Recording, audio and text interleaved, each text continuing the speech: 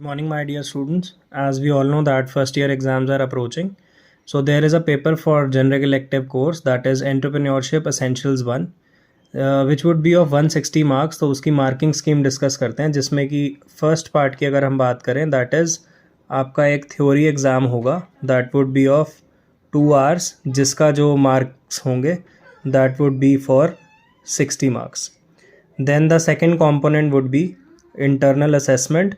Internal assessment जो है आपकी, that would be for 20 marks. 20 marks का जो कंपोनेंट है that would be 8 marks for test, 8 marks for assignment and 4 marks for attendance. तो 20 marks इस तरीके से डिवाइड किए जाएंगे, 8, 8 एंड 4. जो थर्ड कंपोनेंट है that would B project. Project would be for 20 marks. इसको आप एज कॉन्टिन्यूस असेसमेंट कंसीडर कर सकते हैं. जो सीए का कंपोनेंट होता है दैट इज़ कॉन्टिन्यूस असेसमेंट. और जो फोर्थ पार्ट है आपका दैट इज़ प्रैक्टिकल.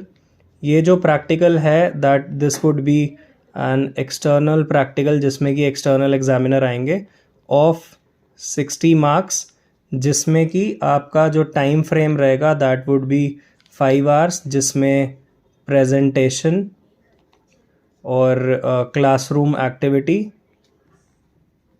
एंड उसके साथ साथ वाइवा के माध्यम से ये कंप्लीट किया जाएगा. That is 60 marks, 5 hours, presentation, classroom activity plus viva, जिसमें कि आप ब्रेनस्टॉर्मिंग टेक्निक्स का यूज़ कर सकते हैं, केस स्टडीज़ का यूज़ कर सकते हैं, एट्सेट्रा.